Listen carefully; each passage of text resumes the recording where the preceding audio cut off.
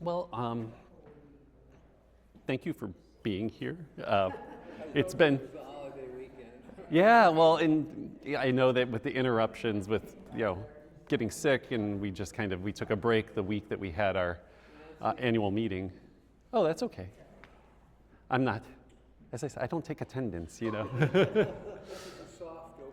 It's right, exactly. And I think because there were these kind of interruptions, there's a lot of opportunity that maybe, next fall we can kind of run a second round and delve more deeply into some of the principles and some of the applications that we didn't get a chance to touch on and cover in this series, this kind of session. Just as a kind of a quick note that coming up in April, I'll be doing another 4-week session on the role of women in the church and leadership that they've taken. So if you say, oh, nice, you might have just volunteered yourself to co-host one of those meetings, Diane. And Nancy, I was thinking about you too and your wisdom to share a little bit. So we'll be talking more about that. And in the next months, I'll be reaching out to several people because I think that that's also a really important way to think about inclusion and voices that I think often go underappreciated or haven't been recognized. And that comes a lot out of our understanding, as we've been talking about the common good, which allows everybody as groups and individuals to flourish more fully and more easily. And it's a really comprehensive view, as I mentioned. It's not this kind of utilitarian greatest good for the greatest number. But it really is seeking, one of the terms that we didn't get a chance to explore in a lot of depth is that it really takes the preferential option for the poor and vulnerable, thinking first about how the decisions that we make in our groups and as a society really need to attend to those persons first, because they're the ones who are most often taken as collateral when we're making large social decisions. They don't often have a voice. They don't have the political, economic power to intervene and lobby, and that's important for us. I think those of us who do have power within our different spheres of action, we'll talk about that today, to really amplify voices, welcome in and accompany persons through this principle, as I mentioned, of subsidiarity, which really is encouraging people to be active participants in the kind of decisions that we make, the strategies, and adding to the common good. And it recognizes that if people don't have the power and the agency to do so, that we help them. We don't do it for them, but we help them become agents for their ends and the goal. So we talked about what it means to be a person, and this is really, was the bulk of our last conversation. I think almost everybody was here for the discussion on personhood and the real complications. Diane, I think, were you there for at least part of this, right? If not all of it.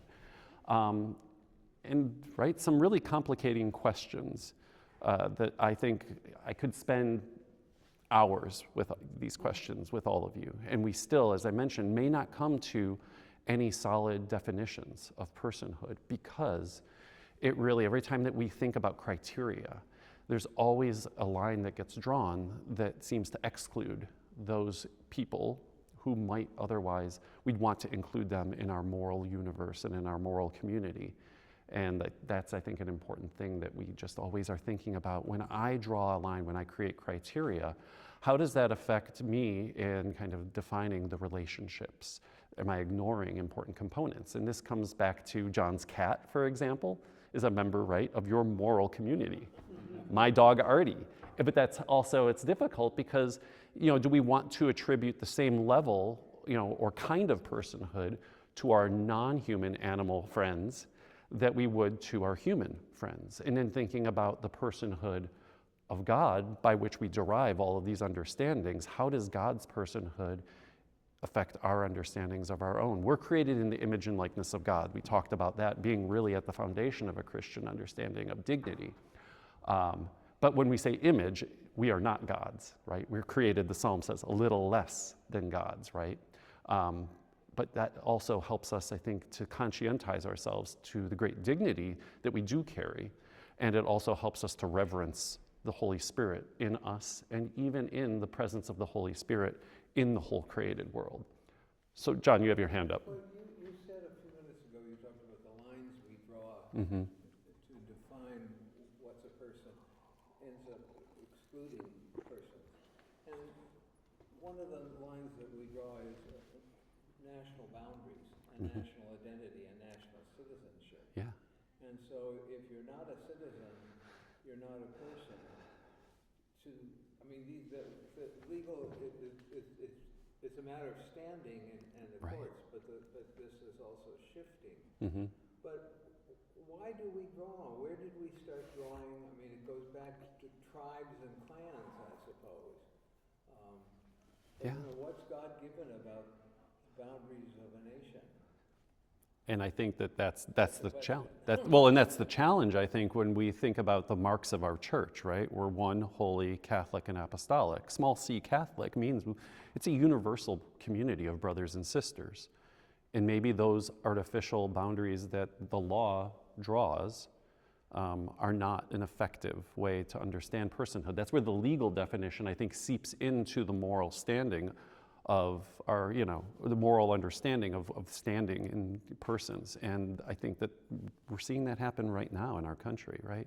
The late Bishop of Connecticut, Arthur Walmsley, who sometimes worshipped here because they lived in Deering, he had a great story when he was an aide to the presiding bishop years ago when the first Bush was president. And they went to the White House to talk to George H.W. Bush about something that was going on. And Bush said he said to the presiding bishop, I don't understand, he said, why my church can't ever seem to support my positions. And the presiding bishop said, well, you have to understand, Mr. President, that most Anglicans are colored. He said, they are. Not that I know. That's a problem. You're right. Not in Greenwich, Connecticut. You're right. And we think about the worldwide Anglican Communion, we think about the worldwide Catholic Church, we think about other denominations and ecclesial communities, and we get very fixed, I think, because of the familiarity of our local parishes, right? And the kind of people that we meet, which often echo our own socioeconomic status and class, our education levels, and that becomes the standard by which because there is this kind of, and I'm just going to say the word egocentrism that I think it pervades our common sense. And the theologian Bernard Lonergan, who passed away in 1984, but had a profound influence on late 20th century and even 21st century theology, talks about that common sense, right? We need common sense in order to kind of be effective in kind of our day-to-day decisions. We don't rationalize, and really think, deeply and granularly about every decision we're making, every perception we have, but that the creeping bias that comes into the common sense, in ourselves, of our small communities, sometimes prevents us from being able, as I mentioned, to really think broadly about the common good. And instead we get very fixated. And if we don't attend to those biases, they can become what he talks about are short and long cycles of bias that end up leading to, kind of failed attempts at really living out our vision, I think, as Christians, in really affecting the already of the reign of God. So I do want to kind of move us beyond, because this is something that I think kind of brings home our appreciation of relationships and in our understanding of personhood. And so I use this because I love C.S. Lewis. Hopefully everybody here, I know our women's group is going through C.S. Lewis's Screwtape Letters. But one of the first ways after the Chronicles of Narnia that I experienced C.S. Lewis was reading his book, The Four Loves, which is really his attempt to kind of complicate but also to clarify in many ways the word love that we use in many different kind of registers in the English language. In Greek was far more kind of divided up to kind of give them an understanding about when I love different sorts of persons, what is the quality of that relationship? On what is it drawing? And so have you guys ever read The Four Loves? I don't want to repeat, but it's a nice short book. It's like maybe a good Lenten reading as we're kind of coming up upon that starting this Wednesday. I didn't get the name. C.S. Lewis and The Four Loves. Oh, no, I haven't. Yeah, so, but it's a wonderful read. But one of the things that he goes back and recovers, because he, very much like many scholars, likes to delve. I've already made you suffer through etymologies, right? We talked about dignitas, we talked about persona. But he points out that in Greek, there were 4 different words that were often used to describe the experiences that we use with the single word love in the English language. And so he talks about, the first one is storge. So it's a hard G, long E. And he says that storge was a word that the Greeks used to describe bonds of kinship. And it's really much like kind of the familial and almost instinctual love that people have for one another, especially with blood ties. Maybe we talked about tribal or clan ties. It's a sense of identity and being together in that bondedness.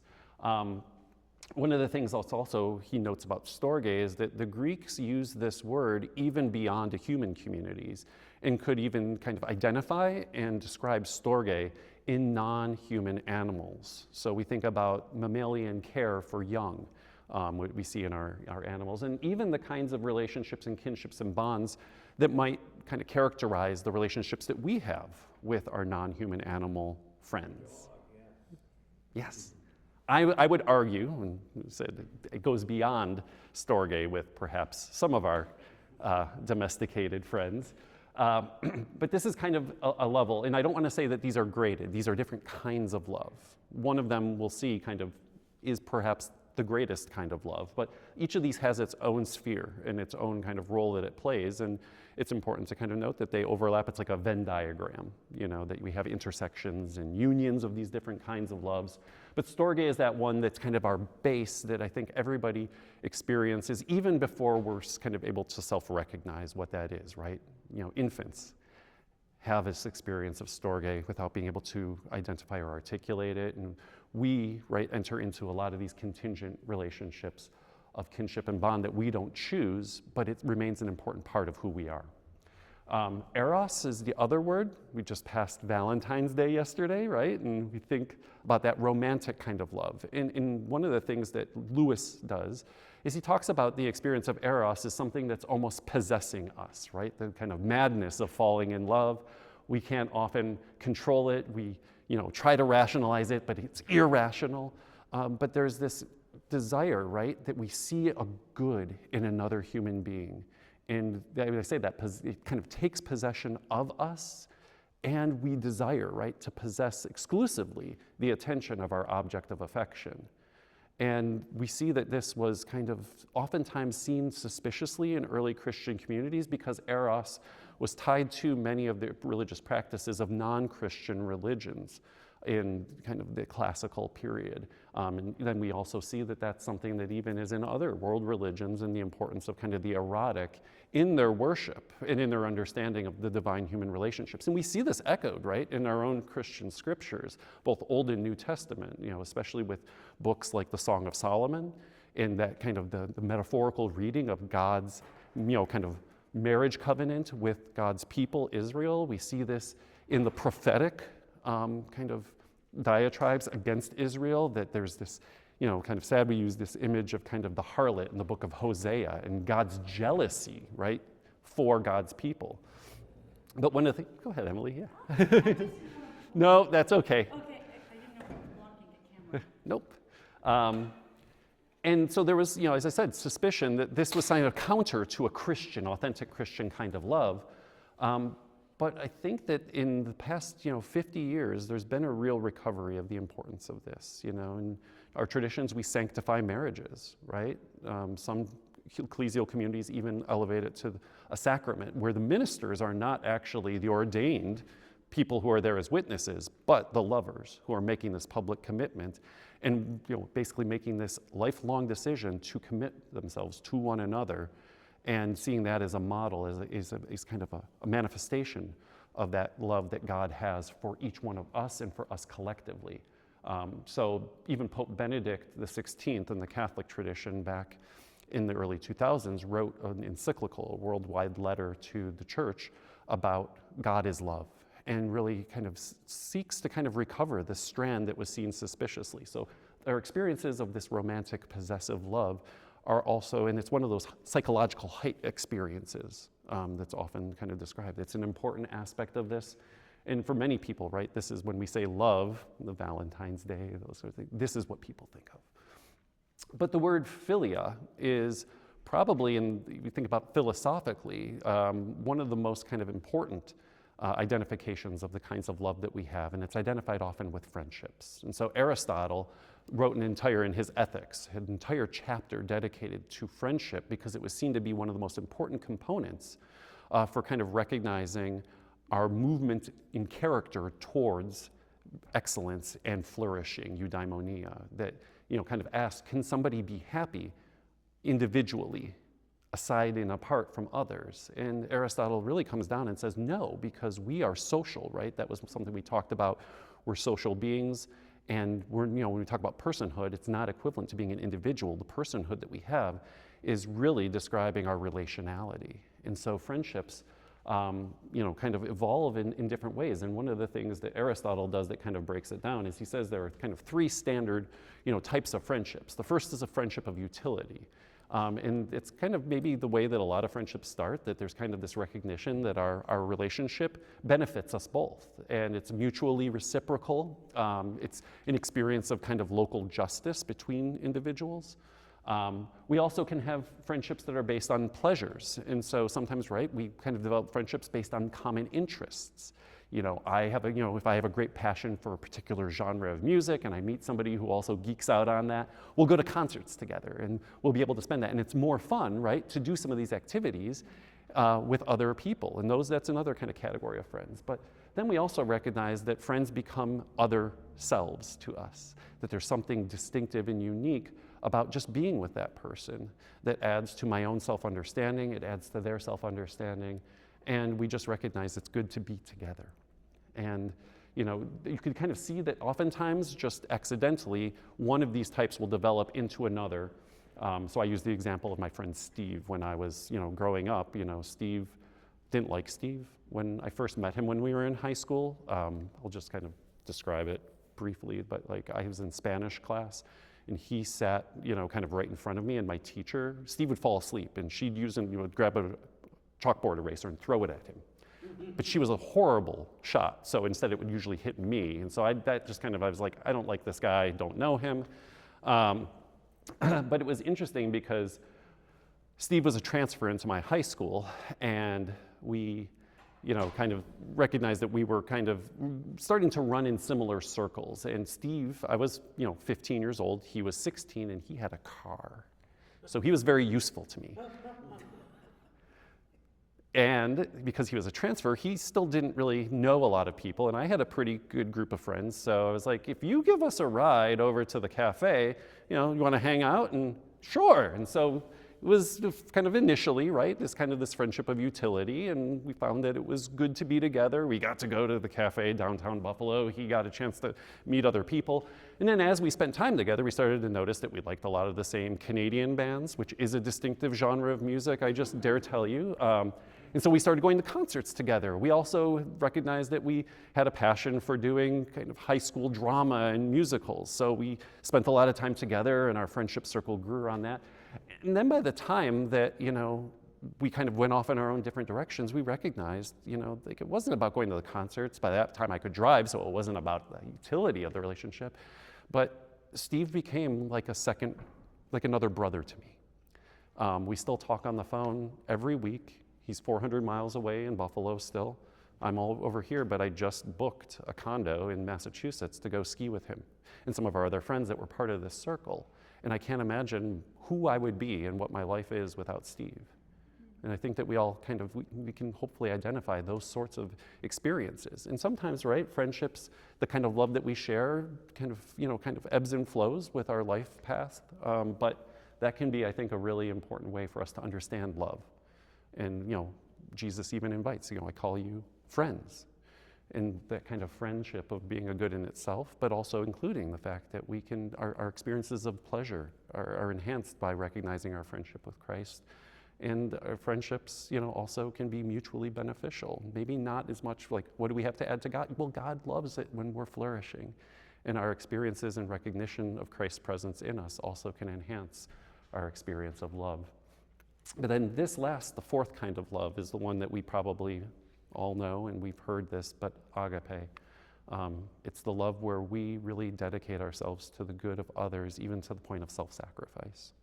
And this is where Lewis kind of brings the book to a climax and talks about the cross really being the sign of the deepest love that we can aspire to. And that redeeming love. In Corinthians 13, right? Yeah. That and it's interesting though that we see this in Corinthians and agape being kind of named that, but when we see Christ talking in the Gospels, it's most often philia that Christ uses to describe the kind of quality of what it means to love. And so I think that just helps to enhance our appreciation of all these different experiences, everything from the kinship bonds that we have that are almost instinctual, the romance and the possession of this kind of irrational love, the kinds of friendships we have, all the way to agape. These are all part and parcel to what it means that God is love in 1 John, right? And so, I even say here, even when we kind of recognize that, we enjoy, and I like hyphenating this, enjoy, right? The joy kind of infiltrates even more deeply into who we are when there's the recognition of God's presence in those relationships and in each other. And then, I just kind of, the second column's a little bit less, I think, important. We already kind of touched upon this, but we often think and separate out love into kind of a personal sphere in our lives. And we don't think about it infiltrating into our economic, professional, political lives. But St. Augustine was pretty explicit about that these sorts of experiences of love for Christians need to be part of the way in which we operate, and we kind of enter into, I think, vulnerabilities in our political lives here in the city of the earthly city, and that we can't cordon it off because then we're kind of capitulating to the logic of the world around us. We're not, we're meant to be in the world but not of the world. And so it's important for us to see that these experiences of love aren't just for our personal lives, but we really need to think about how can we, find friendship, social friendship in our, kind of more public lives. And that, Augustine will say that that's possible. Pope Francis, in his last encyclical or worldwide letter before he died, talked about that we need to be brothers and sisters to all, and that is a kind of social friendship. And that really builds toward the common good. It really helps us to sensitize us to the importance of each and every person as we kind of make steps toward that. Any questions or comments here? Yeah, John? Some questions about obedience to temporal law. Yeah. Would you talk a little bit about two things? First of all, when is violence or force loving? Is it, and how is it? And second, I have this friend who believes, and he's read a lot on this, he's basically a universalist, that everybody will, in the end, go to heaven. Mm-hmm. But Scripture, it talks a lot about eternal damnation. Where does that fit into this? So we got two questions, if I'm reading this. Where does violence fit in?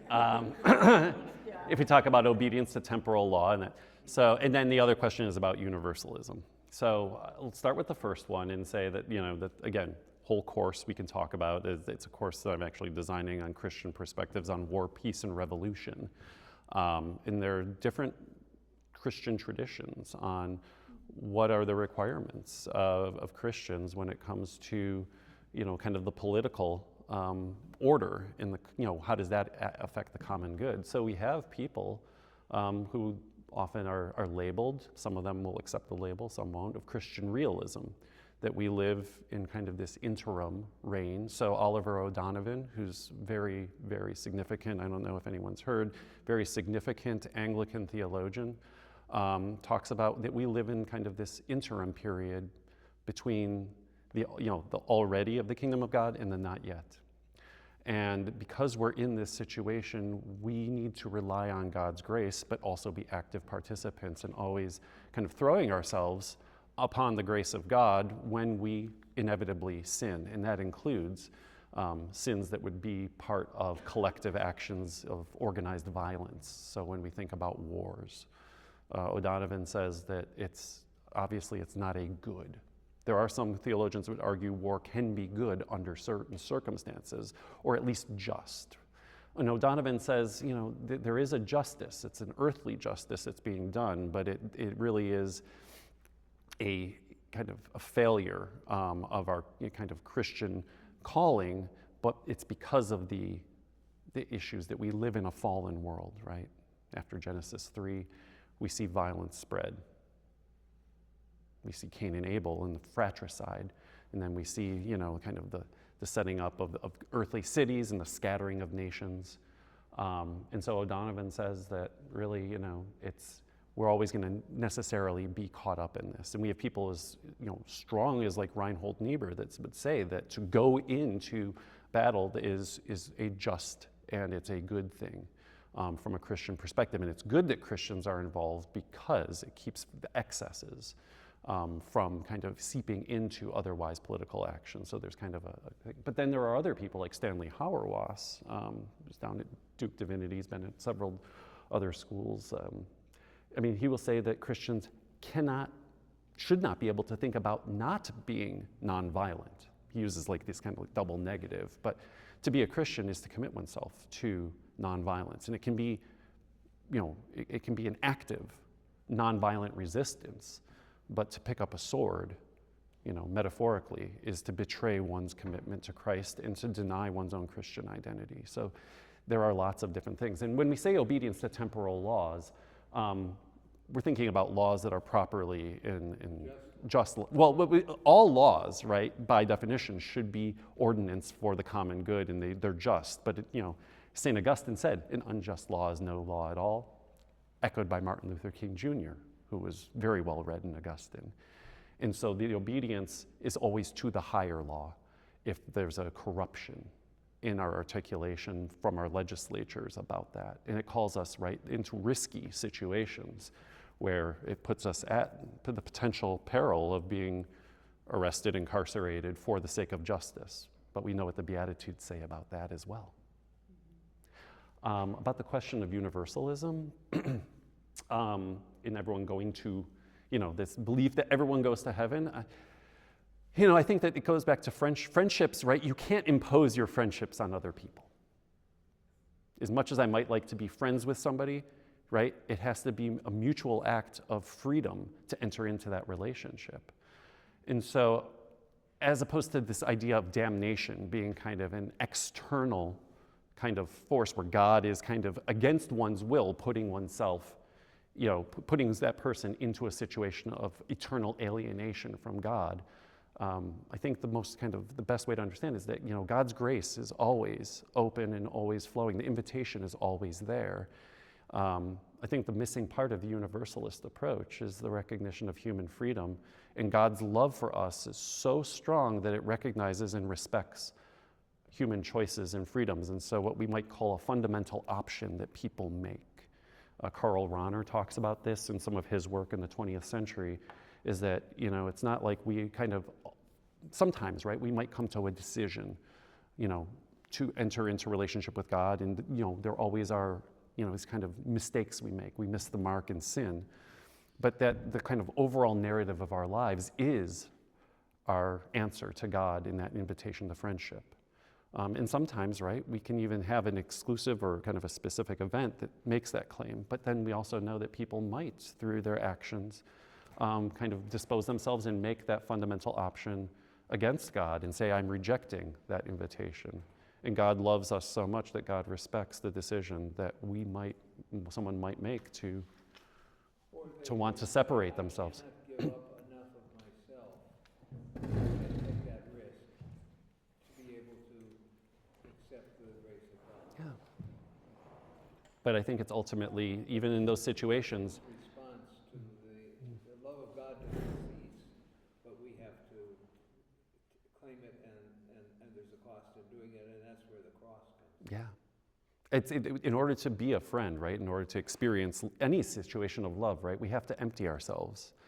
The term kenosis, right? Our self-emptying. We see that in Philippians and the Christological hymn, that God, models this for us. And if we're made in the image of God, and God so, humbles God's self to take on human nature and even suffer the indignity of death on a cross, but then to recognize that grace, right, will always overcome that. That's part of who we are too. And whether or not we take up that cross, empty ourselves to be filled by grace, that's our Christian vocation. And is there an ultimate deadline? And that's something we really don't know. We don't. Catholics believe in purgatory, and we pray for the dead. And does there finally come a point? Does the person who dies at 15, 16, 91 years old, do they continue to live and have a chance to accept Christ? How does Christ appear to them? And when is there the final cutoff? So I think I'm not one who believes that final cutoff comes with death, because some die early death. Some have never been exposed in an earthly way to Christ. So, but I'm just like, I just have to trust God. How much do I really trust God? So I think it's good to ask questions, but I also think it's good to accept that I don't need the answers. I've been thinking a lot about trust lately, and what does that mean? Because I'm a person who likes practical steps. I like a blueprint. All right, trust. That's a big concept. What does that mean to trust? I think, well, it means to surrender. Well, what does that mean to surrender? Well, it means that I fear only God. I don't fear people. I don't fear outcomes. I don't fear the results. I don't fear what happens after I die. I fear only God. And I'm like, okay. And then the next thing it trust to me is get on with it. Like, get on with it. Know that Christ is going before me. Know that God is fighting for me. So if I really trust, I can just get on with that next thing he's given me to do. I'm not stuck up here trying to figure out what is not meant for me to know.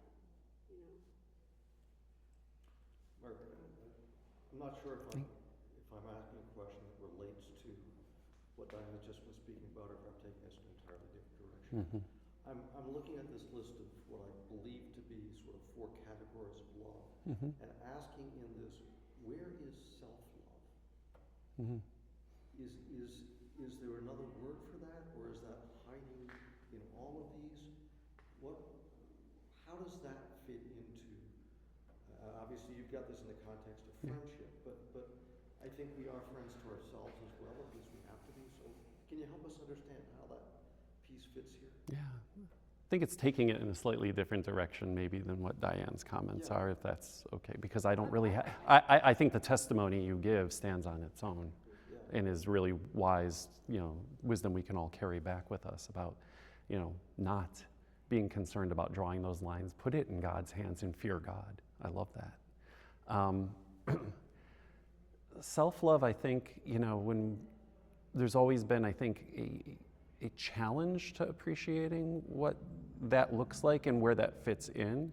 Because I also think, right, that there's the danger that self-love, and I think that that's the suspicion in Christian theology, is that this idea of self-love can be an obstacle to love of God, love of others, and love of creation, right?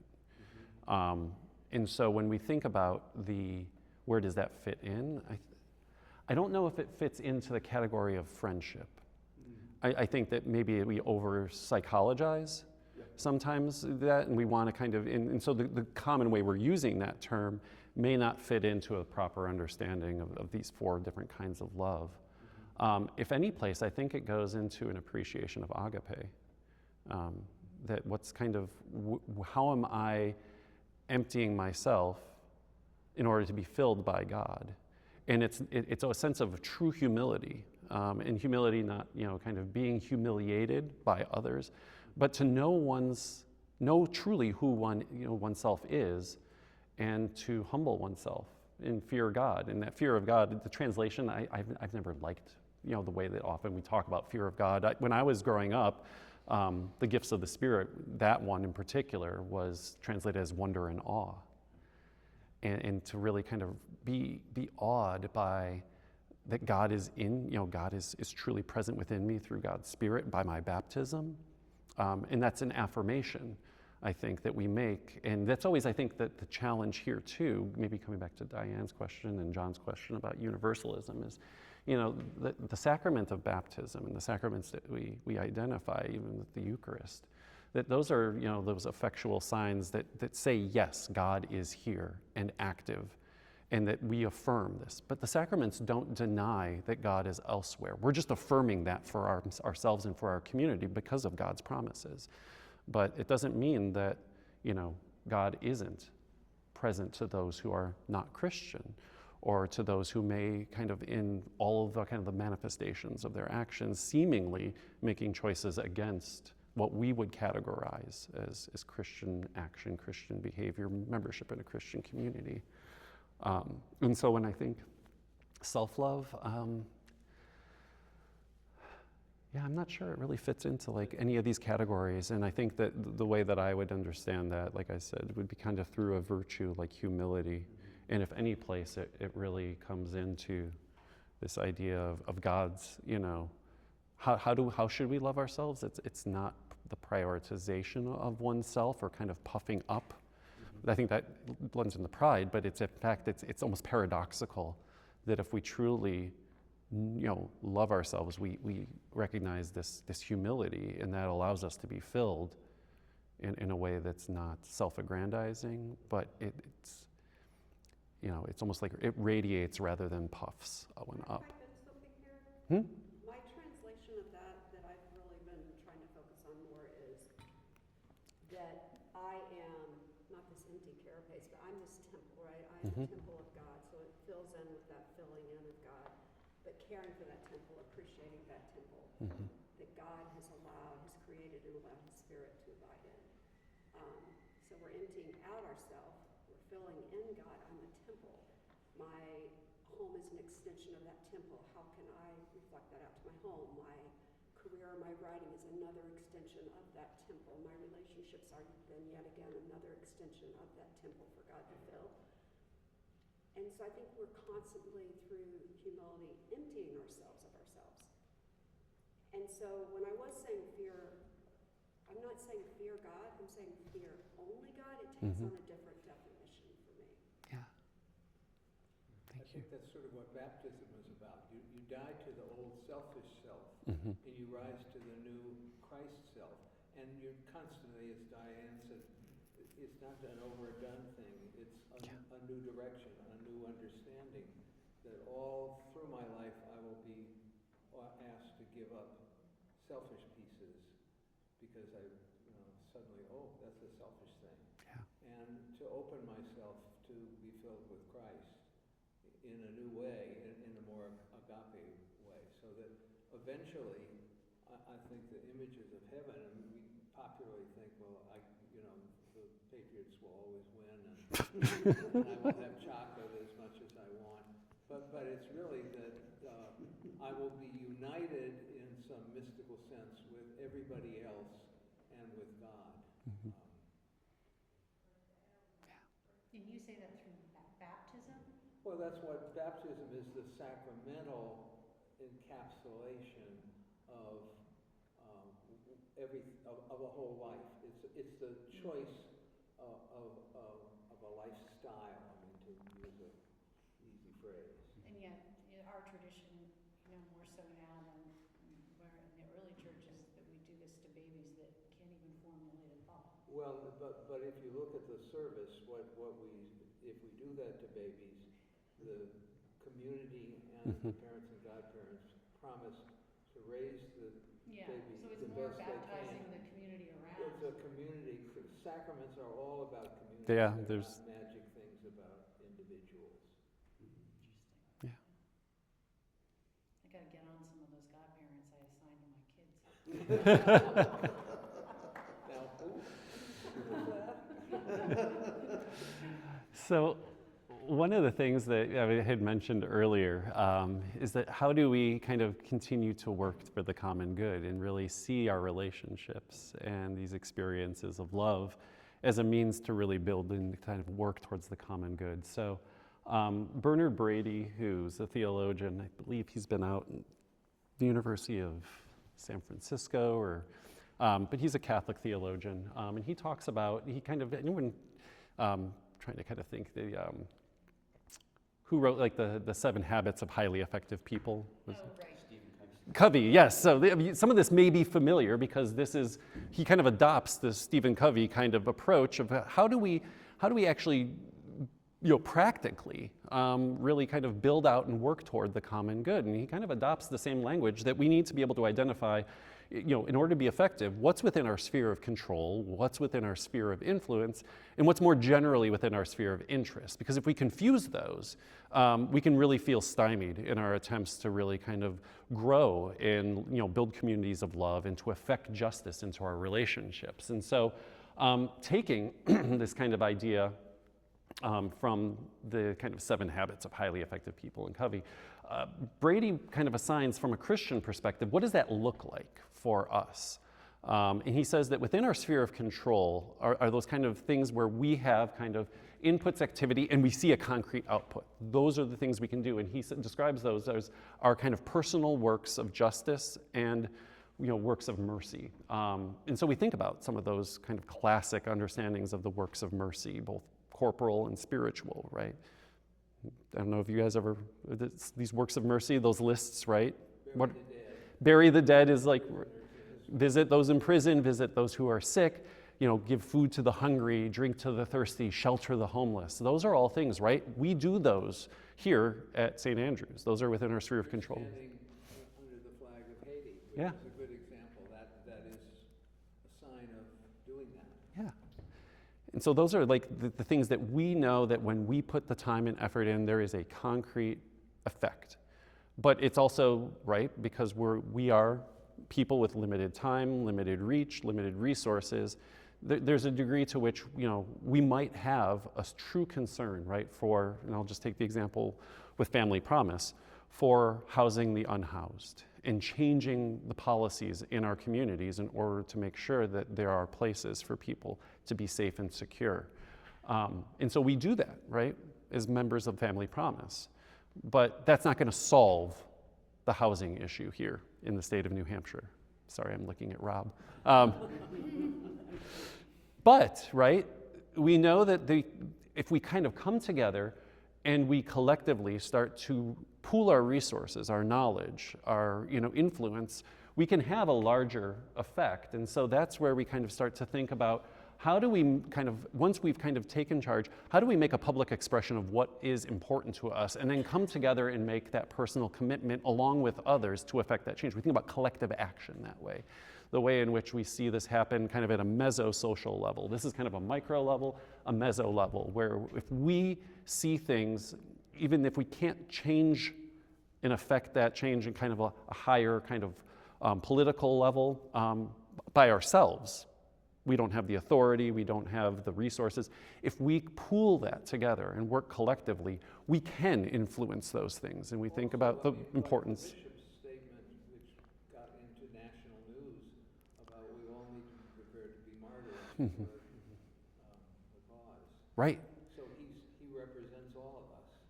And that's it. So from that, right, that he's kind of making that public expression and drawing in a commitment from those who are willing to join him and to make those kind of subtle changes, in the important things. And that affects things that happen down in Concord then. That affects potentially even things that happen in Washington. But then if we think more broadly, in our kind of overall interest, how do we see this not just within our kind of the mesosocial level, but the macro level? How do we think about national or even global housing? There's very little even with collective action that we're going to solve. But that doesn't mean that we can't make incremental progress towards those things that really are part of our Christian commitment and calling towards justice and towards love and charity. And so there's a method that was kind of articulated, and I'll just describe a little bit of that before we have to close. So we kind of have some, almost like kind of a framework and some marching orders about how we really affect kind of this social teaching from our Christian commitments through a model of social analysis. It's often articulated in 3 steps, sometimes 4 steps, that we can use to make incremental progress towards these big, perceived socially troubling situations or injustices. And so it really invites us, right, to be active at every one of these levels through our own gifts, talents, positions that we hold within our kind of social networks, the friendships we can call into kind of that kind of collective action and share that commitment we have. So the basic way in which this idea of social action and kind of making progress in our sphere of interest comes from a see, judge, act method. So this is something that was kind of initially articulated after kind of deep theological reflection on Scripture and the tradition in the 1960s, when the Catholic Church was kind of thinking about how it engages the modern world. And so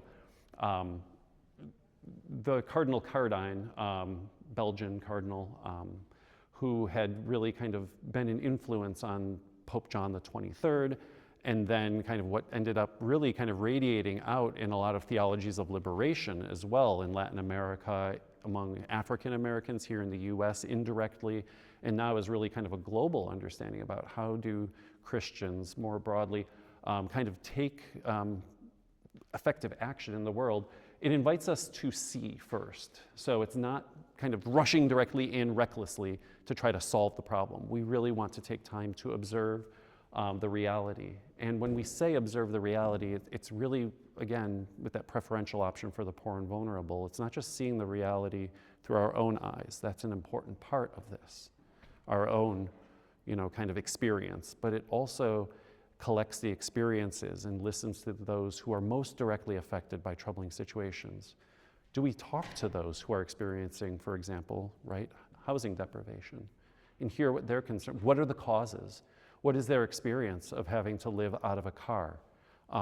Why is it that it's so difficult for them, from their own perception, to find, kind of a long-term secure situation for themselves and their families? Are there other kind of, other areas that we're not attending to that are obstacles toward that? So it really, and then it also even listens, right, in the experience and seeing the reality, invites in perspectives that if we're too partisan, we're going to miss out on. So if we're talking about housing, what are some of the things that developers are saying, or people in kind of the public sector? What is law enforcement saying? Listening to really all the voices and trying not to kind of just jump in from our, perhaps, talked about bias and kind of a narrow understanding. How do we really broaden that circumstances and see 360 degrees what the reality is, but prioritizing the experience of those who are most affected, right, by a socially troubling situation? And it's just such a pattern for Christians. If we've got this way and we're going to solve it, we're going to come in. And I'm just thinking of, Native American schools and, the horrors of before, like, thinking through and talking to all of the people, all the participants of this thing that we're so sure we're going to solve by acting. Paternalism. Yeah. And once we have that, right, then there's this kind of notion that we need to really bring the best of faith and reason to this. And that's what the kind of the judging moment does, is that it invites us to really use our reason and the tools of social science to really look deeply at some of these patterns, these kind of networks, really kind of the social functionalism of these different kind of things. So in other words, it wants to invite the engagement with our human sciences and reason to really get a grasp of the reality. What are some of the economic models? Are those describing the reality well? Does it help to give us insight on different paths we might take when we get to the third step? But it also wants us to do deep theological reflection in that judgment. Are the values that we are bringing to this consonant with our commitments and with what scriptural deposit kind of shares with us in our encounter with Christ through it, and in the traditions that we share as a community, and the folk wisdom that comes from everybody who's gathered together. And then lastly, right, we can't just kind of sit like many of us do in our ivory tower and kind of philosophize about it. We have to get our butts, off of our chairs and do something. And so we want to be careful and strategic about planning and implementing those plans, knowing that it's not going to be perfect the first time around. So when we said kind of method for kind of social action, it's not, we talk about it as a circle, but it really is like a cycle. So when you're done judging, and acting, you begin again by seeing the reality after this iteration, and you start afresh. And so it's always kind of hopefully a rising spiral, that we're making that incremental progress. Sometimes, though, we note that the action might fail or even be, detrimental, but we don't want to lose hope that we can continue to make those kind of So would it those make changes. sense to that be a foursome instead of a threesome? See, judge, act, review, observe, analyze, So reevaluate. if we had more time, Yeah. and I'll share this, perhaps I'll try to get this out in e-news. The last few videos that I had, they didn't record well. I'm still working on my technology with my new mic. Are you recording what you're just saying right now? Yes, we'll see if it actually works this time. But so I had mentioned the See, Judge, Act method was kind of really articulated for the first time in the mid 20th century. About 20 years after it, there were these two, Joe Holland and Peter Henriette, expanded this from See, Judge, Act to a 4-step model of social action. They called it the pastoral circle or pastoral cycle. There's a really great 7-minute video that I'll send the link to, but it kind of elaborates this into 4 different kind of steps then: experience, analysis, theological reflection, and then action. And so it just kind of, The listening piece, I know theological reflection, but what I'm not seeing on that is the listening. that's the experience. The seeing is part of that. God gives us Yeah. personal instructions, like maybe what Bishop Rob says or what someone says. It's not this cumulative, this is your instruction. Right. What is God speaking to you individually? And that's really where that experience or this observing part is kind of, that's the elaboration of that in order to really kind of, I know that people have to get going, so hopefully this has been informative and helpful to kind of envision. But and thank you guys for joining me, and looking forward. This is the last one of this series. But we will, as I mentioned before you guys came in, I'll be doing a 4-week session on women in the church, women leadership in the church in April, and inviting people to kind of partner with me to share on, I think, an important aspect of our shared community life, and really elevating those voices, which are often, sometimes less present among us, and really drawing that wisdom for our community. Thanks, everyone.